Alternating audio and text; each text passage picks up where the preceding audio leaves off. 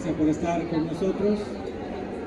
Bueno, pues entonces ahora vamos a tener una conversación con Javier Suazo, escritor, cineasta, actor, músico, agitador cultural. Agitador cultural, en general, sobre su último libro, ¿verdad? Corre la sangre, doña Inés, para que nos cuente un poco, pues, por qué deberíamos comprarlo. ¿Qué vamos a encontrar en este libro, Javier?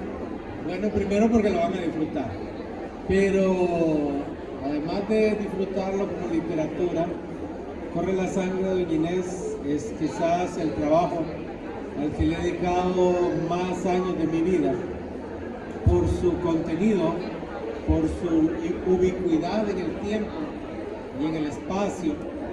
La novela transcurre a mediados del siglo XVI, 1560, en el Perú virreinal. Es una novela histórica, pero tiene un contenido muy actual, porque además de tratar el tema del poder, que es un tema que ha sido muy recurrente en mi obra, trata también un poco el tema del feminismo, trata un poco el tema de la mujer en la sociedad, no solo en la sociedad de la conquista, sino en la sociedad también. Entonces creo que esos factores, además del hecho de ser una novela dinámica y como un libro de intriga política también, son factores que hacen que el lector pues entre en la novela y no solo la disfrute, sino que también haga un poco de agitación cultural en su mente. Oye, voy a leer un pequeño fragmento. No venían a llevarnos a ningún lado, venían a quedarse con nuestro oro, con nuestras mujeres, con nuestras armas, con nuestra tierra. Pero mira nomás, aún del desecho surge la belleza. Ya ves, Cholita linda, tú eres parte de esos primeros capullos que florecieron de los amores de los cara blanca con nuestras mujeres. ¿Qué rol juega la colonia, la conquista, ¿no? en este libro, Javier? Bueno, es el eje fundamental alrededor del cual gira la novela. Como te decía, María y querido público, la novela transcurre en el año de 1560. Y les voy a explicar un poco lo que está pasando en el reino del Perú en ese tiempo y lo que tiene que ver la conquista. Hace muy pocos años, los españoles que llegaron a esta tierra las conquistaron con violencia, con fuerza, se hicieron de aquellas tierras. Pero no vino la paz ni el progreso después de ganadas aquellas guerras de conquista, sino que comenzó un periodo de mucha convulsión social entre los mismos españoles. ¿Por qué? ¿Qué pasaba?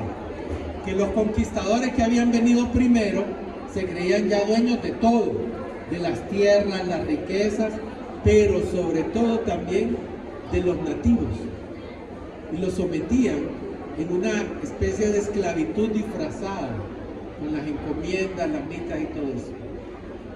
Y se da una serie de atrocidades, de corrupción tremenda.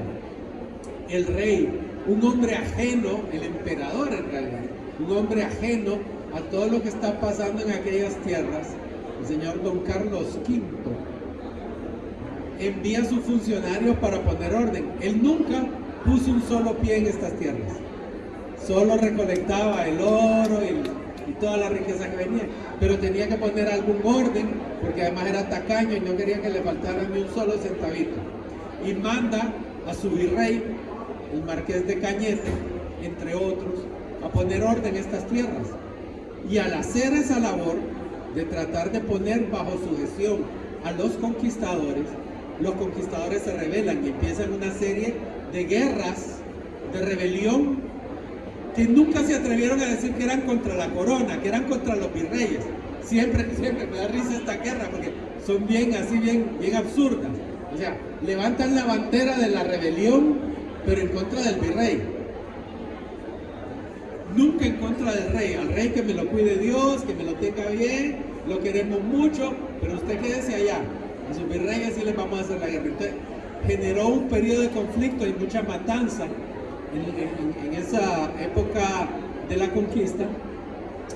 Y bueno, viene el virrey y una de las cosas que empieza a pensar él es: ¿qué hago con todo este montón de rebeldes? Ya había habido una guerra que le había ganado la corona, pero no podían matar a todos los conquistadores y a todos los rebeldes, pero estaba esa gente ahí toda resentida.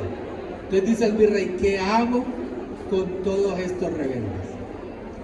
Resulta que mientras esto ocurre, de la selva del Amazonas surge una tribu de nativos brasiles que vienen con el cuento, con la historia de que en medio de la selva hay un reino mucho más rico que el reino inca, que es el reino de Omagua, en donde el legendario príncipe que se llama El Dorado, ¿han oído ustedes hablar de la leyenda del Dorado?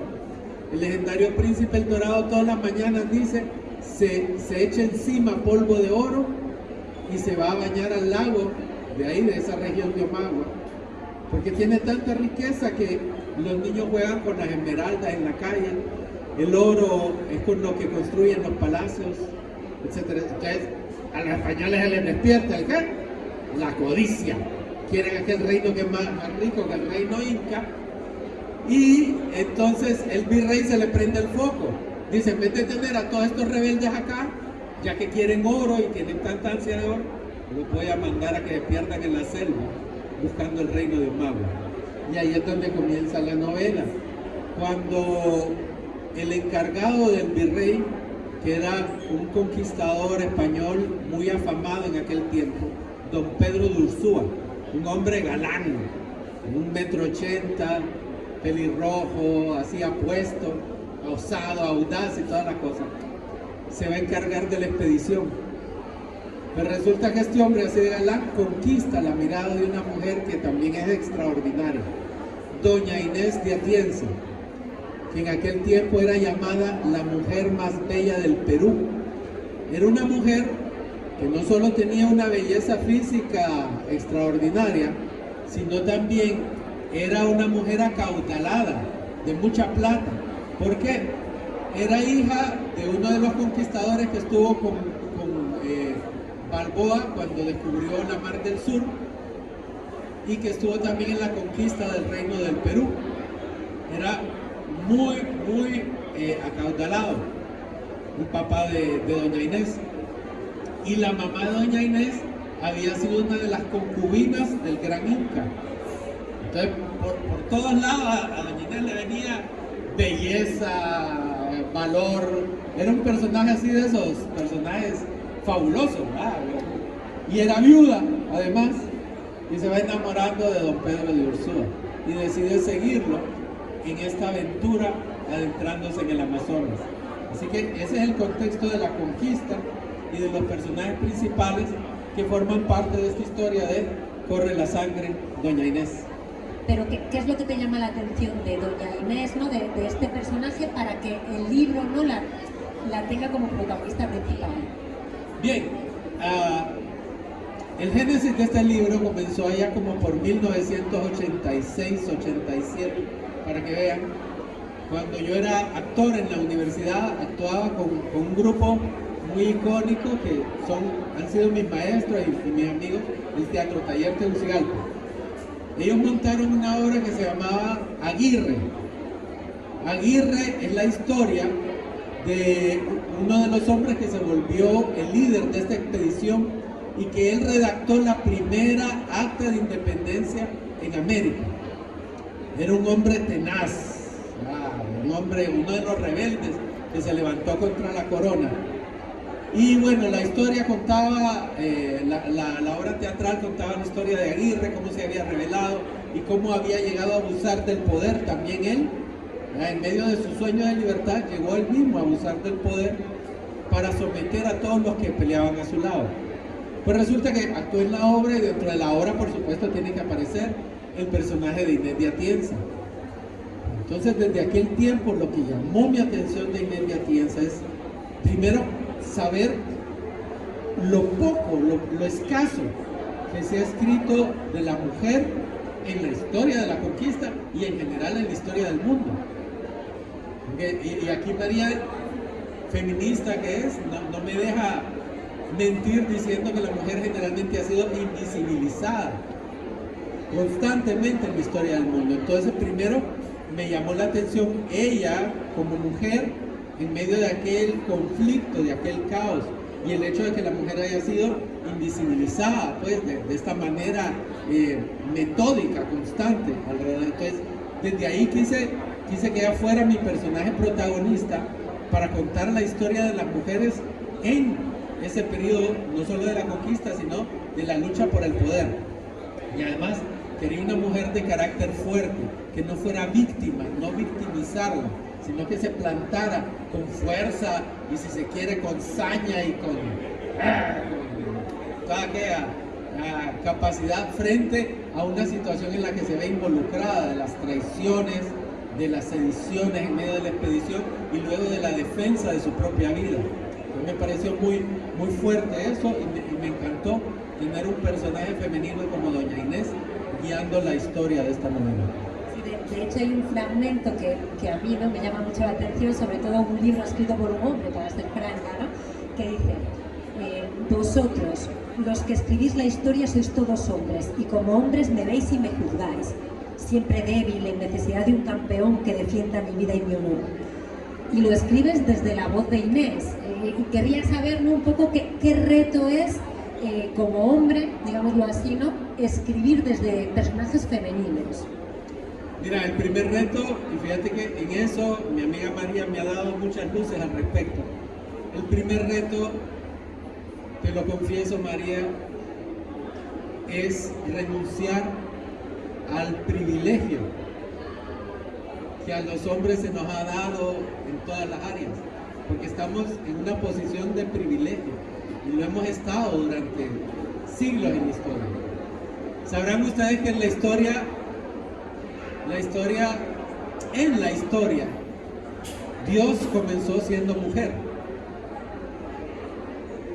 En aquellas primeras sociedades que se fueron organizando, que se fueron constituyendo, Dios era mujer, porque era mujer la que llevaba el liderazgo, el orden de su sociedad. ¿Y por qué? Por un hecho muy simple, que la única que puede saber quién es el hijo que ha parido es la mujer. Al hombre le cuentan, ¿va?, aquello de que el negrito es el único tuyo. Al hombre le cuentan, pero la única que sabe de verdad quiénes son sus hijos es la mujer. Entonces de ahí venía la línea de descendencia, el orden económico, social de aquellas sociedades, y por tanto Dios era mujer. Era el culto a la diosa lo que se daba en aquellas sociedades. Luego hay antropólogos que han estudiado, afirman que tribus indoarias del norte de la región euroasiática fueron entrando, que tenían el culto al dios hombre, fueron invadiendo estas sociedades y fueron destruyendo el culto a la diosa y fueron volviéndolo menor hasta generar el orden patriarcal, el patriarcado que hoy en día conocemos. Entonces, el principal reto al escribir una novela como Corre la sangre de Doña Inés es renunciar al privilegio de la masculinidad que viene en los genes de uno desde aquellos tiempos de la lucha contra la diosa y la instauración del régimen patriarcal. Técnicamente Corre la sangre Doña Inés es una novela coral, polifónica, en donde hay varios narradores, hombres y mujeres, pero la protagonista, la que guía la historia y la narra, es una mujer. Entonces ahí viene el primer reto: negar a mis prejuicios, negarme a mi privilegio para escribir con la voz de ella, y por eso esas palabras, y por eso ella empieza diciendo, ¿verdad? Eso, la historia la han escrito los hombres, y en esa historia me han invisibilizado, me han victimizado, me ponen como que necesito al príncipe valiente que me salve del dragón, etcétera, etcétera. Entonces significa para uno como cambiarse un poco el chip y empezar a tratar de ponerse en el pie de ustedes, compañeras, y verlo, construir todo este personaje alrededor de esa nueva visión. Pues he de decir que yo es la primera vez que veo una frase como esta, ¿no?, un libro sobre todo de un hombre, para ser franca, o sea, que felicidades. Y otro factor, ¿no?, que guía el libro también es la muerte, la magia. De hecho hay una frase que dice: los espíritus no tenemos cuerpo, solo tenemos memoria. los vivos que sí tienen cuerpo desprecian la memoria. La muerte, o más bien los muertos, ¿no?, son protagonistas de este libro. ¿Qué quieres transmitir con esto? ¿Por qué? Hay una filosofía bien interesante que he desarrollado a lo largo de mi vida con respecto a este tema de la muerte, y es que muchos de nosotros le tememos tanto a la muerte que la negamos en nuestra vida. Es algo de lo que no queremos hablar, algo que no queremos tratar, que queremos negarlo. Y si a un caso tocamos el tema de la muerte, es preguntando o diciéndonos cosas como: no, yo quiero morir tranquilito en mi cama a medianoche, dormido, y sin que me dé cuenta. Como que si lo importante fuera ser, uno, evitar la muerte, y dos, decidir una forma de muerte así, bucólica, por así decirlo. Pero en realidad yo creo que es muy sano para el ser humano entender que la muerte es parte de un proceso natural, y por tanto es algo de lo cual no vamos a escapar. De aquí, querido público, ninguno de nosotros va a salir vivo. De esta, nadie va a salir vivo.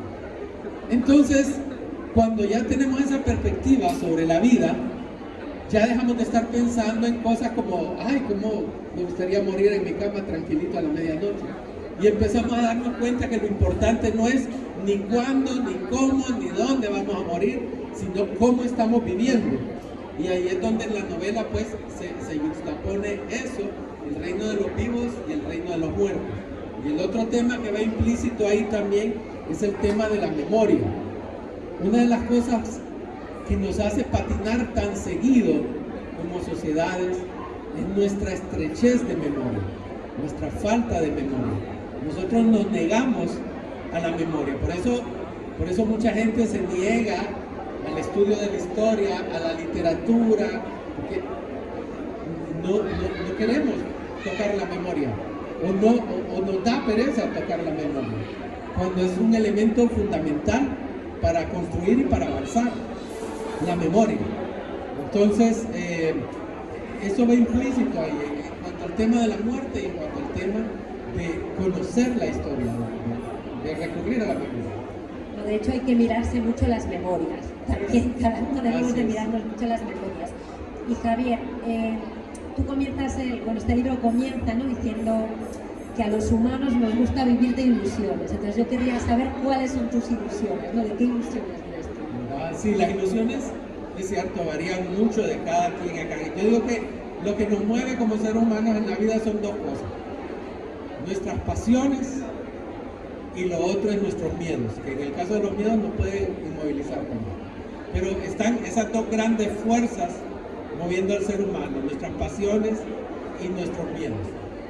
Y en cuanto a las pasiones, que son los sueños, las visiones que tenemos, pues digamos, personalmente en mi caso, quizás sea una visión muy quijotesca, la visión de que podamos entender como personas que sí es posible construir una sociedad mejor, que sí es posible vivir de una mejor manera, basados primero en la responsabilidad personal de cada uno y luego basados en la búsqueda de la sabiduría. Es decir, nosotros no necesitamos que nos impongan un rey, que nos impongan un sumo pontífice para hacer lo que debemos hacer como sociedad. Creo que si nosotros alcanzamos el grado de sabiduría fundamental, básico, el grado de empatía y el grado de ser responsables nosotros, no hacer responsable al presidente o hacer responsable al mejor alumno de la clase para que nos haga la tarea, sino ser responsables nosotros, en ese momento vamos a poder concebir una sociedad nueva, de verdad transformada. Pero nosotros partimos de ahí. Ese es mi sueño, esa es mi visión. Pues Javier, no sé si quieres leer un fragmento de la obra. Leemos un básico. Muy bien. Leamos la entrada de la novela. Dice: en la medianoche del Amazonas reptan diversas alimañas. Algunas no representan peligro, otras son letales, pero ninguna es inocente. Todas siguen propósitos siniestros. Hay una pasión que las conduce, un vicio aún más potente que la lascivia o la envidia, la codicia por el poder. Por un lado están los marañones, liderados por don Hernando de Guzmán y manipulados por don Lope de Aguirre, el loco. En el otro bando, aquellos que aún son leales a la memoria de don Pedro de Ursúa, también tienen un líder en la sombra, doña Inés de Atienza, la mujer más bella del Perú, hijo de una ñusta, concubina real del Inca y de Blas de Atienza, un notable conquistador español.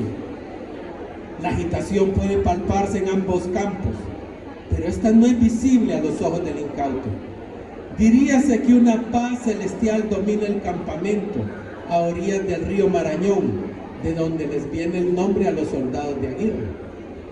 Esa paz es un espejismo, pero a pesar del peligro latente, a los humanos nos gusta vivir de ilusiones.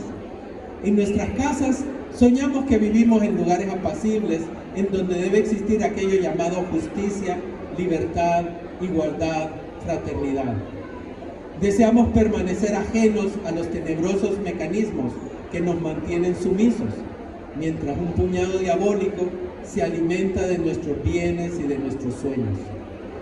Es una noche oscura, un ambiente ideal para intrigas, una antesala a las delaciones, a la conspiración, a las desapariciones, a la tortura, a la hora del verdugo. Esta es noche de aquelarre, la hora nocturna en la que se abren las puertas del infierno para reclamar a sus víctimas sobre el altar del sacrificio. Así como corre el río Marañón, de corriente ancha, incesante y turbia, correrá la sangre.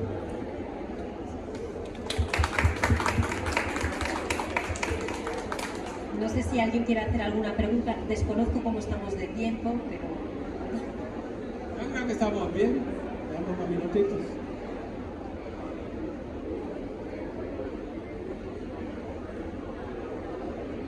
Allá, comentarios, sí. ¿Alguna razón específica por la cual elegir este escenario, o fue primero por el personaje y que de ahí surgió todo lo demás? Sí, has dicho bien. O sea, mi experiencia teatral y mi acercamiento al personaje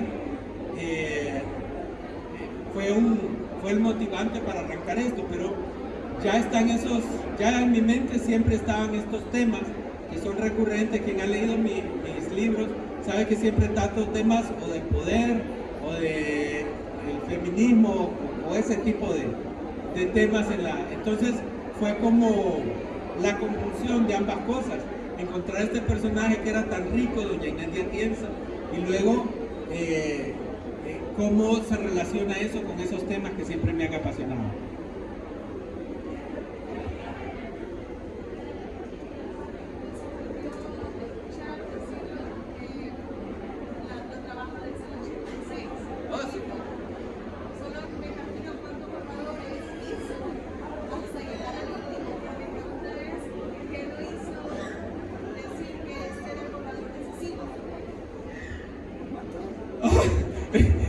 Esa pregunta es heavy, ¿verdad que sí, Salvador?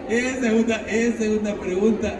No sé, con cada escritor debe ocurrir de una forma muy particular. Pero ¿te has enamorado alguna vez? ¿Cómo te das cuenta que esa persona es con la que quieres estar? Ah, bueno.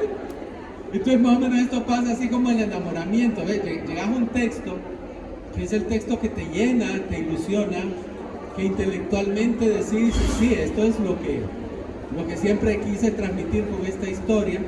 Pues ha llegado el momento de ajustar las últimas tuercas y publicarlo. Y a sabiendas, eso sí, a sabiendas que en el momento en que yo lo pongo en sus manos, ese texto deja de ser mío y empieza a ser el texto que ustedes construyen con lo que está escrito.